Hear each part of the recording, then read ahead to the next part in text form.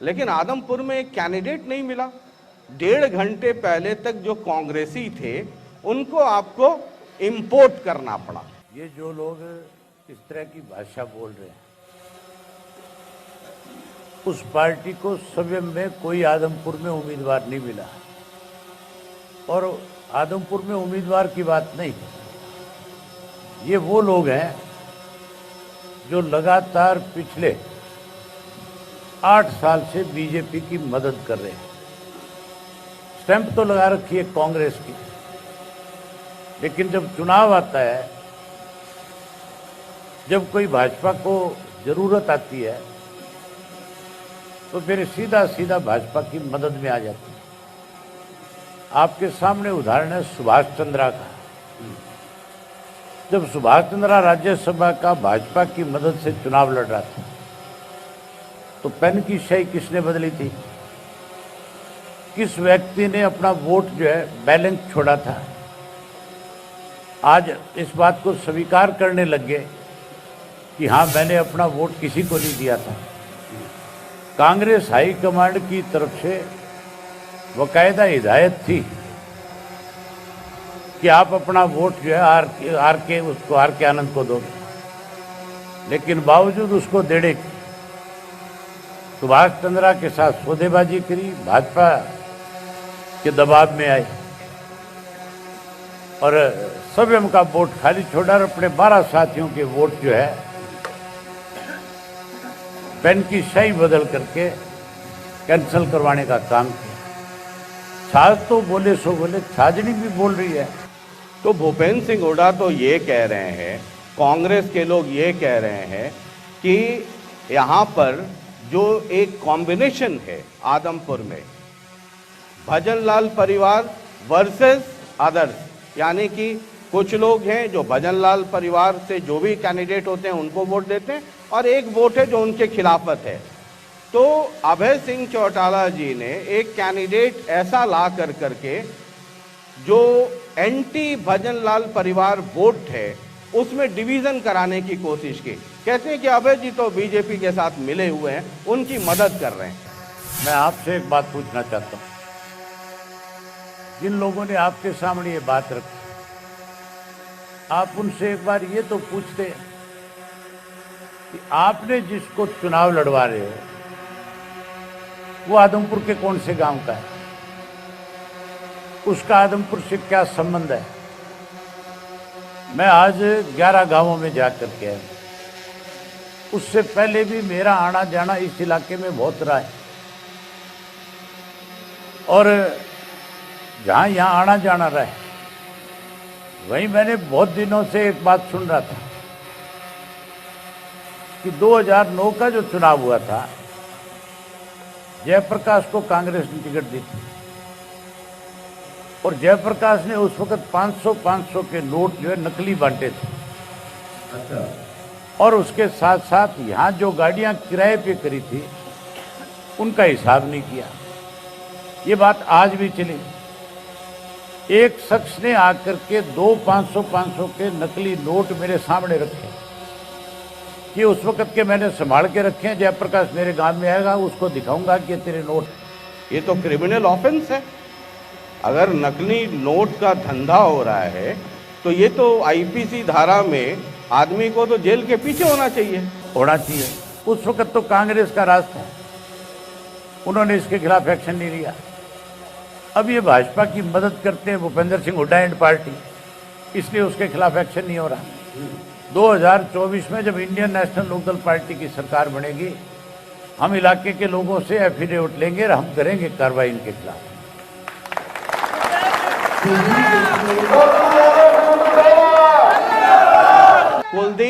कुलदीप बिश्नोई ये कह रहे हैं, अभी जेपी और आम आदमी पार्टी पे भी मैं लौटूंगा।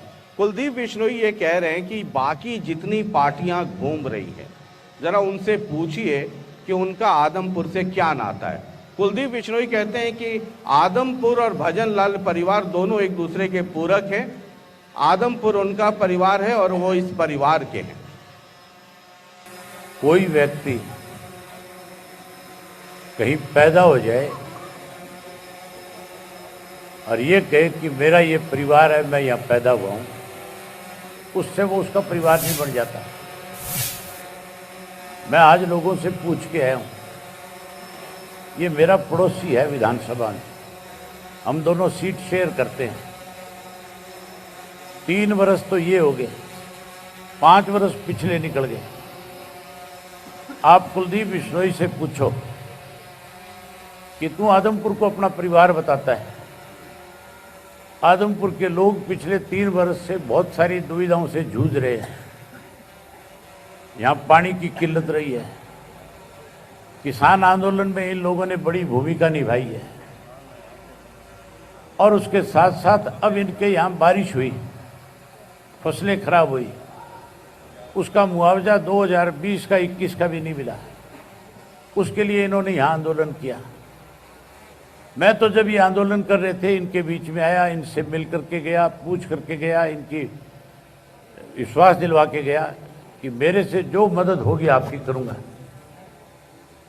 उन 3 साल में कुलदीप बिश्नोई ने एक दिन विधानसभा के अंदर खड़े होकर के ये नहीं कहा कि विधानसभा आदमपुर क्षेत्र में ना नौकरी है, ना पानी है, ना बिजली है, ना ट्यूबवेल का कनेक्शन है, ना नहर का पानी है, ना पीने का पानी है, ना मुआवजा है, ना सड़कें हैं। इन सब के लिए एक बारी भी उसने आवाज़ उठाई है तो मैं ये मान लूँगा कि कुलदीप बिश्नोई अपने परिवार के लिए चिंतित है। कुलदीप का परिवार केवल भव्य है। कैसे भव्य राजनीति में, कैसे भव्य एमएलए बने, कुलदीप की केवल एक स्वार्थ है। आप सुनो, आप मुझे ये बताओ, पहले तो ये कुलदीप यहाँ पे ये कह के वोट मांगता था कि मुझे मुख्यमंत्री बनना है और मैं मुख्यमंत्री की लड़ाई में, रेस में हूँ। अब उससे पूछो वो मुख्यमंत्री वाली रेस गई कहाँ तेरी के? अब किस इशू को लेकर के तू चुनाव मैदान में, वो बता दे। अब तो केवल एक बात कहता है, भव्य को आप एमएलए बनाओगे, और भव्य एमएलए बनेगा मैं मुख्यमंत्री से जाकर के मांग करके ले आऊंगा। जो देने वाले थे वो तो मांगने वाले हो गए कि नहीं हो गए? वो कह रहे हैं कि नहीं, उससे ये तो पूछ रहे तू तो ये कहता था पिछले, मैं कहता हूँ मांगने वाला हो गया कि नहीं हो गया? जी, कह रहे हैं कि 550 करोड़ का अप्रूव करा दिया है, तो 250-300 करोड़ का काम शुरू हो गया है, इसका मतलब, और बाद बाकी तो 1.5 साल में अरे भाई पर मतलब इसको सिंगापुर बना देंगे आप। हाँ, सिंगापुर 1000 करोड़ 2000 करोड़ आ जाएगा तो आदमपुर सिंगापुर ही होगा। आप मुझे एक चीज बताओ, देने वाला भिखारी हो गया तो फिर लाएगा कहां से? ये कहता है कि मैं 550 करोड़ लेके आऊंगा। चौधरी भजनलाल मुख्यमंत्री रहे 13 साल, किसी ने इनका हाथ पकड़ रखा था? बना देते हैं, तब क्यों नहीं बनाया? ये बात कह करके कोई आज की पढ़ी लिखी जनरेशन का बेवकूफ बनाना चाहते हो आप? पैसे आए या नहीं आए, वो कह रहे हैं कि 500 करोड़ से ज्यादा के प्रोजेक्ट आ गए हैं, आधे से ज्यादा पे काम चल रहा है। एक जगह भी काम नहीं चल रहा। ये जितने लोग बैठे हैं सारे आदमपुर विधानसभा क्षेत्र के हैं। आप एक काम करो, कुलदीप को एक दिन डिबेट पे लाओ मेरे सामने, कुलदीप की आपकी दोनों की तसल्ली करा दूंगा।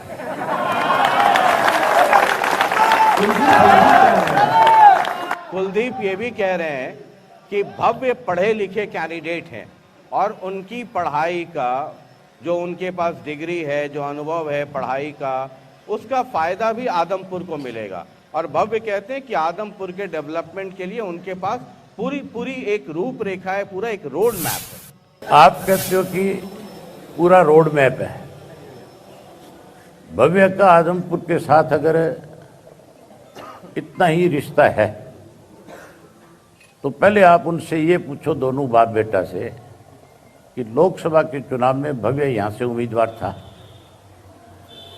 उसके बाद विधानसभा का चुनाव आया, कुलदीप एमएलए बना। वो 3 वर्ष के अंदर भव्य ये बता दे कि मैं फलाने गांव में लोगों की समस्याओं के लिए, लोगों के लिए खड़ा हुआ था जाकर के, तब तो अमेरिका चला गया। अब रोड मैप लेकर के आ गया। रोड मैप नक्शे तो मैं कल कितने ही बना दूं, वो तो कहता है मैं बना के दिखा दूं, ये तैयार पड़े मेरे पास ये सब चीज़ें फालतू है, बकवास है, ये कोई एजेंडा नहीं है चुनाव का। जो आदमी वोट लेने जाता है वो पहले लोगों के सामने अपना एजेंडा रखता है कि मैं किस बेस पर, किस इशू पे आपसे वोट मांगने आया हूँ। यहाँ लोग इनसे ये सवाल कर रहे हैं, पूछ रहे हैं कि आपने इस्तीफा क्यों दिया, क्यों इस आदमपुर को बिना मतलब एक उपचुनाव में झोंकने का काम किया। आज ही ये कल तक दोनों बाप बेटा जो है भाजपा का विरोध करते थे।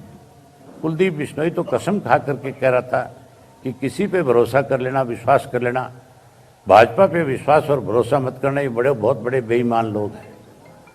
भव्य बिश्नोई ने भी ये कहा था कि नौजवानों के साथ खिलवाड़ करने वाले लोग हैं। मैंने उसकी खुद की एक वीडियो देखी है जिसमें वो बीजेपी को बहुत कोस रहा है, ऐसे अपने आप को शो कर रहा है जैसे वो कभी भविष्य में भाजपा से हाथ नहीं मिलाएंगे।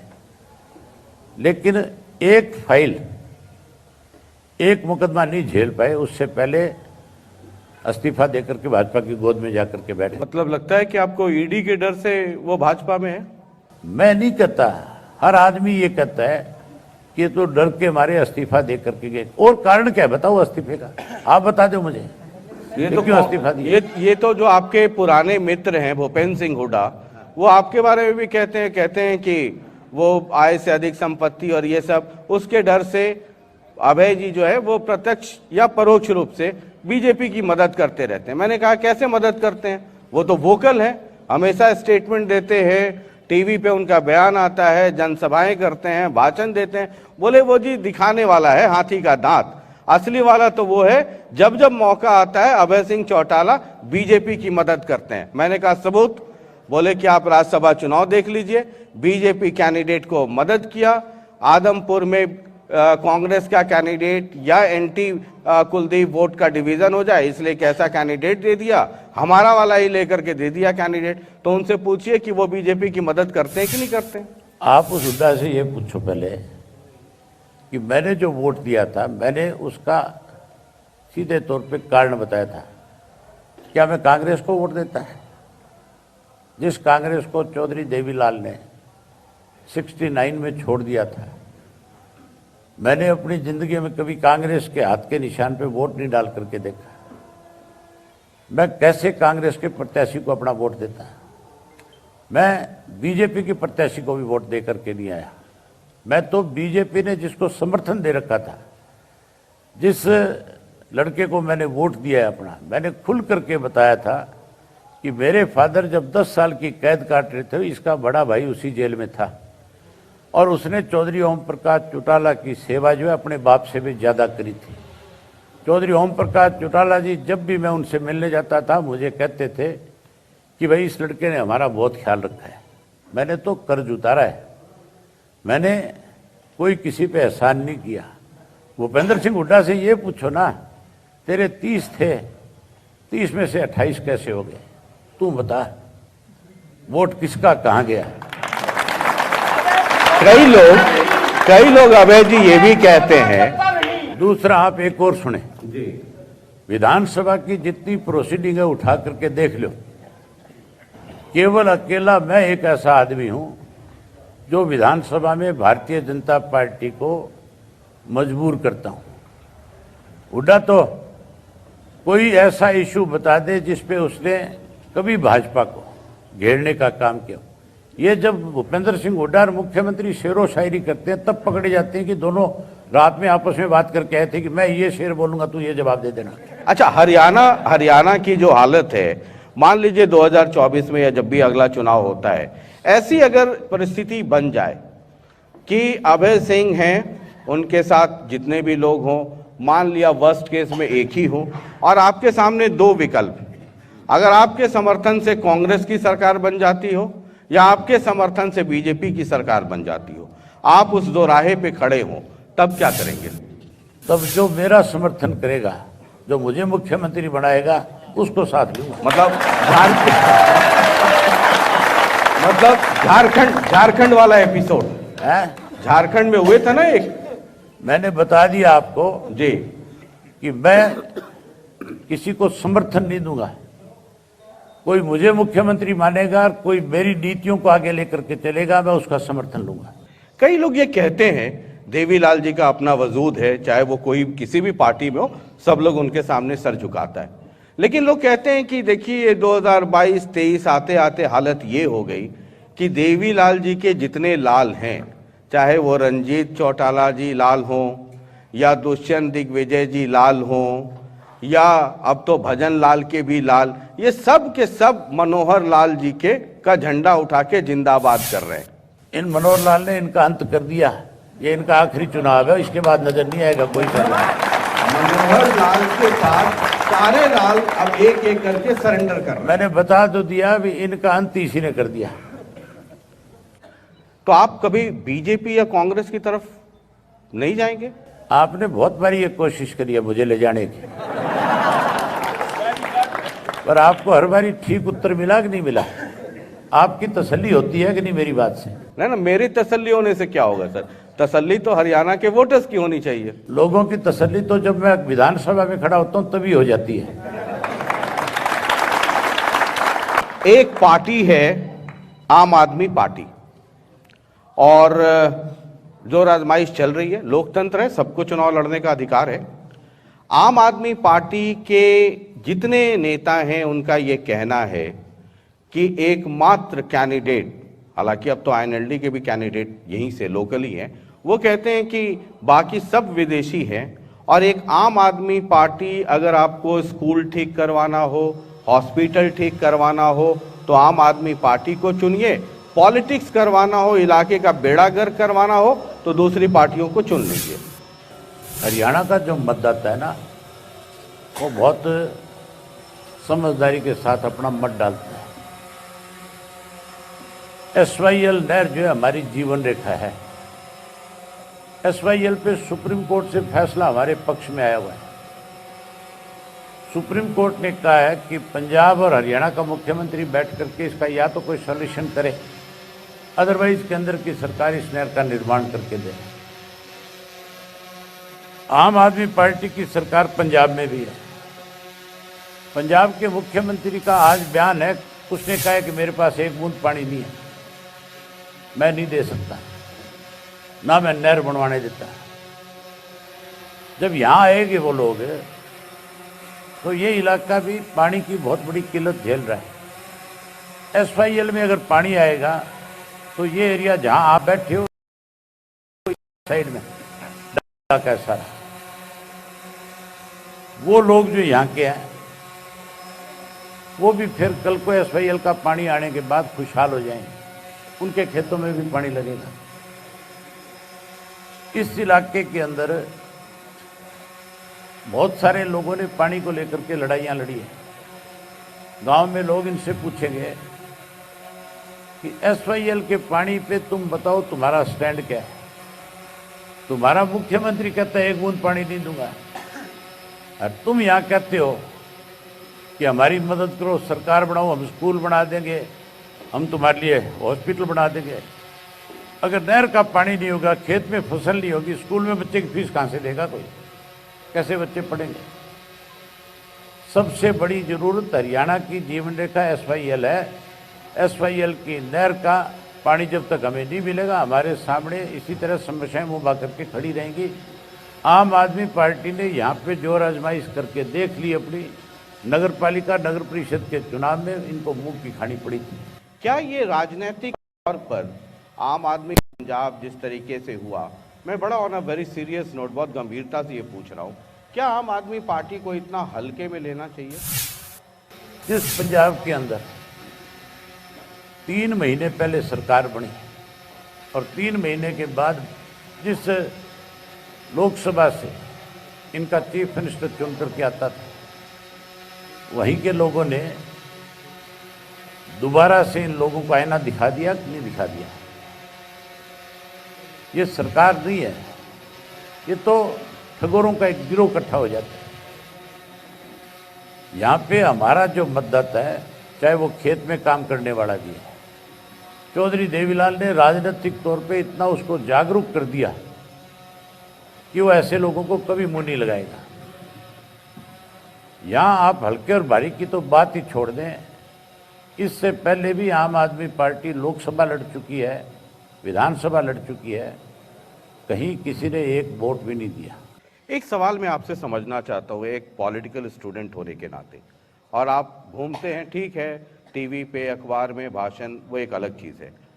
अगर आदमपुर की हिस्ट्री देखें तो यहाँ पर, जो मैंने शुरू में भी कहा कि भजनलाल परिवार एक तबका है जो भजनलाल परिवार का समर्थक है, एक तबका है जो उसका विरोध करता है। अलग अलग कंस्टिट्यूएंसी में अगर आप एलनाबाद चले जाएं तो वहां पर प्रो अभय सिंह चौटाला और अगेंस्ट अभय सिंह चौटाला हो जाता है। गढ़ी सांपला किलोई चले जाएं तो वहां का मूड अलग हो जाता है। ये अलग अलग इलाकों में अलग अलग कहानी है। अब अगर तीन कैंडिडेट आ गए, क्योंकि आपके कैंडिडेट भी मजबूत कैंडिडेट हैं और यहाँ पर किसानों को लेकर के आंदोलन किया है, पानी को लेकर आंदोलन किया है, मुआवजे को लेकर के आंदोलन किया है, तो इनका भी अपना एक बड़ा प्रभाव है किसानों के अंदर। सतेंद्र को आम आदमी पार्टी का बैकअप है और लोकल कैंडिडेट भी हैं। जेपी 2 ही बार हुआ है ना सर चुनाव, जिसमें कि भजनलाल परिवार को कड़ी टक्कर मिली है। एक उसमें से था 2009, जब मात्र 6000 वोट से कुलदीप बिश्नोई जीते थे। विरोधी को या जो विपक्षी खेमा है या जो सेना है उस तरफ, उसको भी कमजोर नहीं समझना चाहिए, अपनी रणनीति उसके मुताबिक होना चाहिए। मेरा सवाल आपसे ये है कि जो भजनलाल परिवार के खिलाफ जो वोट है, क्या ये सब लोग मिल करके डिवीजन ऑफ वोट और फिर कुलदीप बिश्नोई की जीत सुनिश्चित कर देना, क्या ये मैं एक स्टूडेंट होने के नाते आपसे समझना चाहता हूं, क्योंकि इसकी बहुत चर्चा है। आदमपुर जैसे ही मैं पहुंचा हूं, नुक्कड़ पे, गली में, हर जगह ये चर्चा है। लोग कहते हैं कि डिवीजन ऑफ वोट होगा और कुलदीप बिश्नोई की जीत बहुत आसान हो जाएगी, कुछ लोग कहते हैं पक्की हो जाएगी। आप कहते हो कि एक ऐसी कम्युनिटी है वो इनसे बहुत ज्यादा दुखी है। जो इशारा आप बिश्नोइयों की तरफ, कम्युनिटी नहीं, अब मैं जो इशारा आप बिश्नोइयों की तरफ, सुनो, दो तरीके से कर रहा हूं, एक समर्थक और एक खिलाफ वाला। नहीं नहीं, आप सुन तो लो। बिश्नोइयों के जो पढ़े लिखे बच्चे आज जो हैं, उनको भी रोजगार चाहिए, उन्हें भी नौकरी चाहिए, वो भी अपने परिवार को आगे बढ़ाना चाहते हैं। आज कोई घर ऐसा नहीं है जिस घर में बच्चे पढ़े लिखे नहीं हैं। आज सबसे बड़ा मतदाता भी यूथ है, और यूथ जो है जात पात में नहीं, आज बहुत जाति पाति से ऊपर उठ चुका है, जात पात के नारों से ऊब चुका है, दुखी हो चुका है। भाजपा ने उनको ऐसे नारों में फंसा करके एक बार दाव लगा लिया, 2 बार दाव लगा लिया, अब नहीं। अब यूथ बड़ा सोच समझ करके फैसला लेगा कि तुम्हारा भविष्य कल को कहाँ तय होना है, यूथ उसके साथ जाएगा। और आने वाले समय में इंडियन नेशनल लोकदल पार्टी के साथ यूथ खड़ा होगा। इसलिए खड़ा होगा कि हमने ही हमारे राज में सबसे ज़्यादा युवाओं को नौकरियां देने का काम किया। नंबर 2, मेरिट पे नौकरी मिली और बिना पैसे के मिली। आज तो बिना पैसे कोई काम हो ही नहीं रहा। गरीब आदमी का बच्चा अगर पढ़ लिख लेगा, उसको रोजगार कैसे मिलेगा, नौकरी कहाँ से मिलेगी? नौकरी तो आज उसको मिलती है जिसके पास पैसा है। ये आपके सामने है, कितने ही पैसों के पैकेट जो है पब्लिक सर्विस कमीशन के ऑफिस में पकड़े गए, करोड़ों करोड़ों रुपए मिले। कितने ही लोग रोज एफिडेविट लेकर के पुलिस स्टेशन में जाते हैं कि मेरे से नौकरी के नाम पे इतने पैसे ले लिए गए।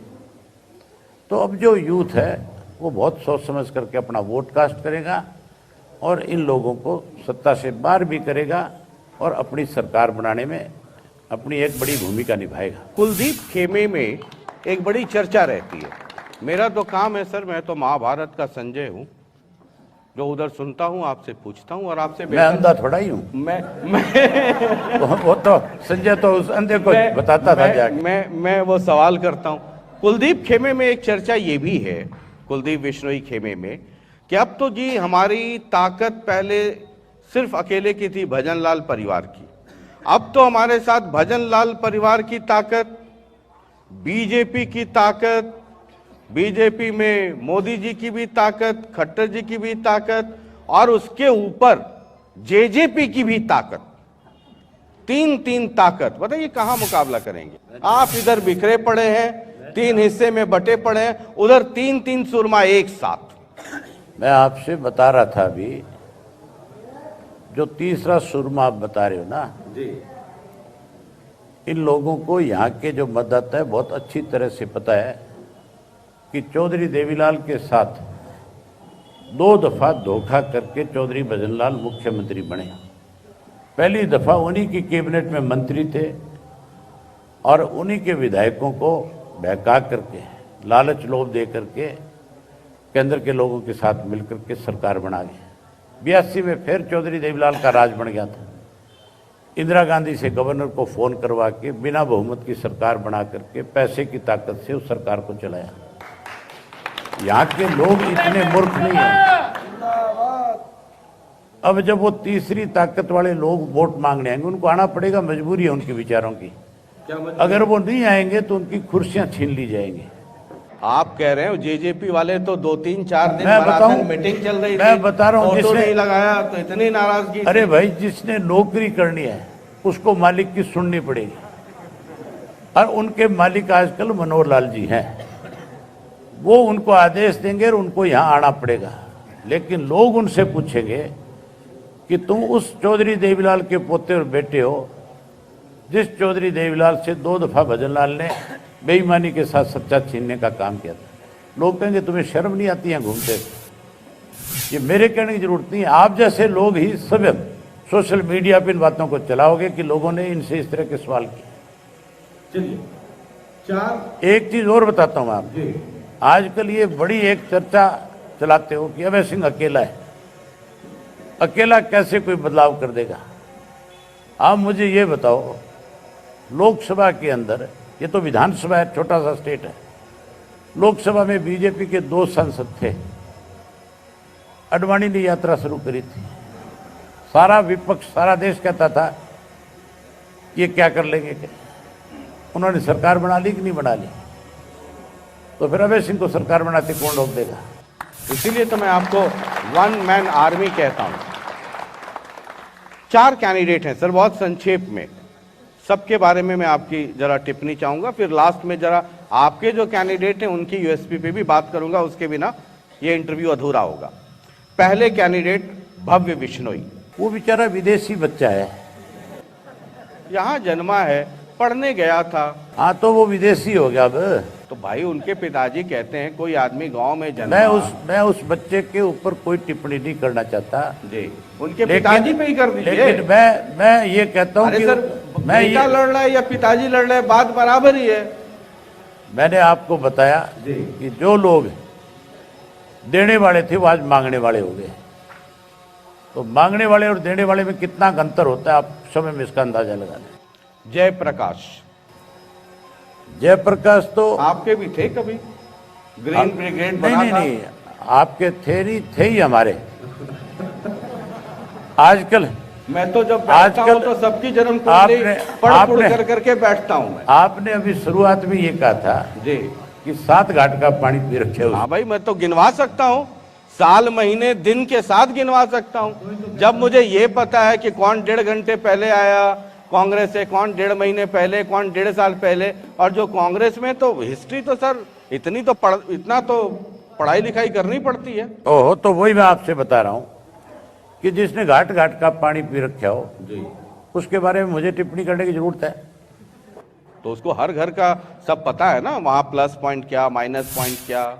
उसका माइनस और प्लस पॉइंट एक ही है जी, कि उस व्यक्ति ने हमेशा लोगों की भावनाओं के साथ खेल करके राजनीति करी। आदमपुर में आता है तो कहता है मैंने फार्म हाउस बना लिया। आप बता रहे थे कि फार्म हाउस बनाया है, ऐसी जगह बनाया है कि पूरे आदमपुर में कहीं चले जाइए, सब 10-15 किलोमीटर के रेंज में, एकदम आदमपुर के सेंटर में बनाया है। आप उससे ये तो पूछो, मैंने ये भी सुना है कि तू काटड़े बेचता था, ये फार्म हाउस कहां से आ गया। आप ये बात आज कलायत में जाकर के किसी से पूछो कि जयप्रकाश जो है क्या काम करते थे। आज भी सुरेंद्र सिंह बरवाड़ा जिंदा है, आप उससे जाकर के पूछो तेरी कंबाइन कौन चलाता था। वो बता देगा। ये आए कहां से? उन लोगों को किसी पे भी टिप्पणी करने से पहले अपने गिरेबान में जरूर झांक करके देख लेना चाहिए कि मैं किस व्यक्ति के खिलाफ क्या बोल रहा हूं। आदमपुर में फार्म हाउस लेने की बात करता है, कलायत में जाता है तो कहता है मैं कलायत छोड़ करके कहीं नहीं जाऊंगा। और पिछले चुनाव में जब ये एमएलए बना था इंडिपेंडेंट, तब उसने ये बयान दिया था कि मैं कभी भी कलायत से बाहर नहीं जाऊंगा। अगर मुझे कलायत छोड़ करके कहीं और जाना होता तो मैं आज कांग्रेस छोड़ करके इंडिपेंडेंट चुनाव नहीं लड़ता। आज पूछो वो कहाँ है? अभी लेटेस्ट बयान है, कह रहे हैं कि मैं अब आदमपुर नहीं छोड़ूंगा और मेरा परिवार यानी उनका बेटा जो है वो कलायत से रहेगा। तू तो आदमपुर नहीं छोड़ेगा, लेकिन लोग तेरे को आदमपुर छुड़वा देंगे। तीसरे कैंडिडेट हैं सतेंद्र सिंह, आम आदमी पार्टी के कैंडिडेट हैं। उनके बारे में क्या है? उनके अपने पार्टी के कार्यकर्ता कहते हैं कि वो आम आदमी नहीं है, वो खास आदमी है। उसके पार्टी के स्वयं के कार्यकर्ता, जो मैंने सुना है, मैं सतेंद्र को जाति तौर पे नहीं जानता, ना मैं उनसे कभी मिला, लेकिन जो उनके कार्यकर्ताओं ने कहा है, जो मैंने आपके सोशल मीडिया पे अखबार में जो पढ़ा और देखा है, उससे वो आम आदमी नहीं है, वो खास आदमी है। वो कहते हैं करोड़पति होना कोई गुनाह नहीं है, मैंने मेहनत कर करके पैसा अर्जित किया है, किसान का बेटा हूं और मैं चाहता हूं आदमपुर का हर आदमी करोड़पति हो जाए। हम भी ये चाहते हैं, हम भी यही चाहते हैं कि गरीब से गरीब घर का बच्चा भी अच्छे स्कूल कॉलेज में पढ़े लिखे और वो भी आगे बढ़े, वो भी कल इस हैसियत में आए कि लोग उसका भी जिक्र करें। लेकिन आम आदमी पार्टी में जिस तरह से आम आदमी पार्टी के कार्यकर्ताओं की अनदेखी हुई, इसलिए आम और खास की बात है। अब आपके अपने कैंडिडेट हैं, आपका अपना कैडर है, आप लगातार घूमते हैं। हर दिन मैं देखता हूं मोबाइल पे मेरे पास मैसेज आता है कि आज अभय सिंह यहाँ हैं, आज वहाँ हैं, आज वहाँ हैं। कोई ऐसा दिन नहीं है जब आप अगर या तो आप मतलब इस इलाके में, उस इलाके में, यहाँ मीटिंग, वहाँ मीटिंग। आदमपुर में ऐसा क्या हुआ कि नंबरदार जी की मदद आपको लेनी पड़ी? जब टिकट अनाउंस नहीं हुआ कांग्रेस की तरफ से, नंबरदार जी का मैंने स्टेटमेंट देखा है, उन्होंने कहा कि कांग्रेस से टिकट मांगा था और वो ये कह रहे थे कि मैंने ये नहीं कहा था कि मुझे ही टिकट दे दो, वो कह रहे थे किसी लोकल आदमी को टिकट दे दो, मैं विरोध नहीं करूंगा, हम लोग जी जान से लग कर करके उसको मदद करेंगे। लेकिन जब जेपी का टिकट मिला तो इनके घर से कांग्रेस का बैनर उतरते हुए वीडियो वायरल हुआ। उसके बाद फिर आपसे संपर्क हुआ होगा, आपकी नजर एकदम गिद्ध दृष्टि रहती है कि कौन कहां से गड़बड़ हुआ, उसको तुरंत पकड़ो और उसके बाद इधर ले आओ। सुना है कि 12 बजे रात तक आपकी बातचीत हुई अनाउंसमेंट के पहले। नंबरदार साहब जो है एक संघर्षशील व्यक्ति है, जिन्होंने किसान आंदोलन के दौरान भी एक लड़ाई लड़ी। ये राजनीतिक नहीं, सामाजिक व्यक्ति भी है। जब भी इस इलाके में किसी भी किस्म की सरकार की तरफ से अनदेखी हुई, इन्होंने लोगों को साथ लेकर के सरकार को मजबूर करने का काम किया। आगे सुनो, आप समझो। मेरे हिसाब से ये सामाजिक ज्यादा है और राजनीतिक कम है, जितनी मैंने इनकी जानकारी इकट्ठा तो सुन तो लो जी। उसके बाद जो भी आंदोलन यहाँ हुए उसका हिस्सा रहे। अब जब ये इलेक्शन आया तो इन्होंने, सब लोगों ने, जो इलाके के जो कांग्रेस के लोग थे, इकट्ठा हुए। इकट्ठा होकर के इन्होंने एक बैठक करी जिसका नाम पंचायत दे दिया गया, महापंचायत है, हमारे हरियाणा की भाषा है। जब वो बैठक हुई तो उसमें ये फैसला हुआ कि किसी भी स्थानीय साथी को कांग्रेस का टिकट मिला तो हम सब लोग उसकी जी जान से मदद करेंगे। अगर हमारे कांग्रेस के कार्यकर्ताओं में से किसी को टिकट नहीं मिला तो फिर हम उसका विरोध भी करेंगे। भूपेंद्र सिंह हुड्डा ने, मैंने जैसे आपको बताया कि स्थानीय 4 लोग टिकट मांग रहे थे, हमारे जो कैंडिडेट है ये भी मांग रहे थे। एक अशोक मंगाड़ी वाला है, वो मांग रहा था। एक चंद्र प्रकाश है, IAS अफसर है, रिटायर्ड, वो मांग रहे थे। और एक घोड़ेला मांग रहा था। अब ये उनसे स्टेटमेंट दिलवाएंगे मेरी इस बात के बाद कि हमने टिकट नहीं मांगी थी, सफाई देंगे ये। लेकिन ये स्वयं की इनकी स्वीकार की बात है कि पैनल में नाम है, तो पैनल में नाम का मतलब वो टिकट की लाइन में है, मांग रहे हैं।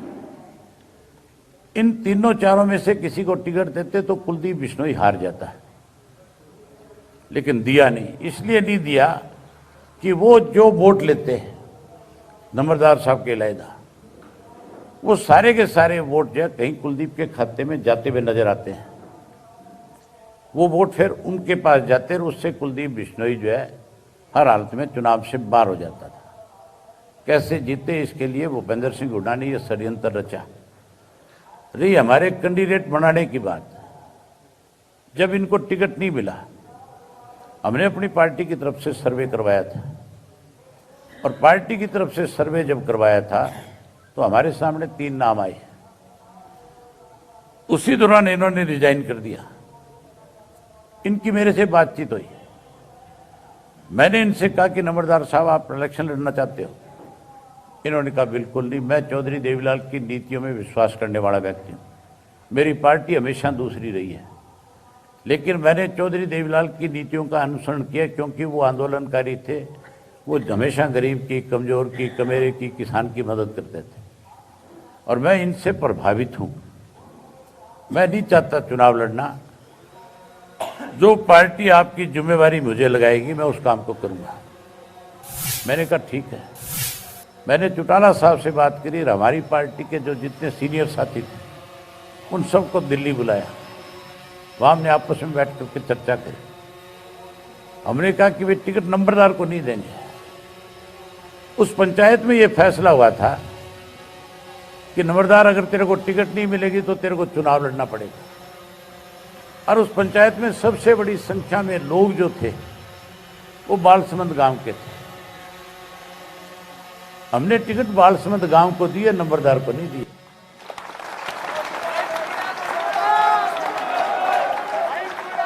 तो हमारी पार्टी का कैंडिडेट जो है वो बालसमंद गांव है, और बालसमंद गांव ही नंबरदार का चुनाव लड़ेगा। तो जो आपने सबको यही तो डर खा रहा है कि बालसमंद सबको खाएगा। तो जो आपने ये कहा कि आदमपुर में आपकी पार्टी सर्वे करवा रही थी, तो उसमें नंबरदार जी का भी नाम था सर्वे में, या तो मतलब आप रहें आईएनएलडी में और जब चुनाव हो तो आप सर्वे कांग्रेस के लोगों का भी करवा लें, बीजेपी के भी लोगों का करवा लें, जेजेपी के भी लोगों का करवा लें। आप सुनो, फिर अच्छे लोगों को राजनीति में अगर कोई दरकिनार करेगा तो क्या हम उन अच्छे लोगों को आगे नहीं बढ़ाएंगे? नहीं, मैं तो ठीक है, अच्छे लोग तो हर पार्टी में, तो मतलब अभय सिंह ये कह रहे हैं कि सारी पार्टियों का सर्वे करवाते रहते हैं लोगों का। अगला कौन व्यक्ति इलेक्शन है नहीं, कौन व्यक्ति है जिसकी छवि इलाके में अच्छी है और जिसे इग्नोर किया जाता है? ऐसे लोगों को आगे लाओगे तभी जाकर के ये प्रदेश आगे बढ़ेगा।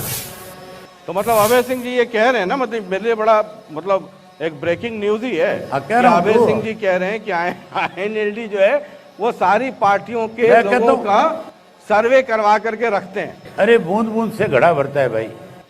हाँ, ये तो है, ये तो है। फिर हमारी पार्टी के अंदर ऐसे लोग आएंगे अच्छे जी, तभी पार्टी दोबारा फिर खड़ी होगी ना।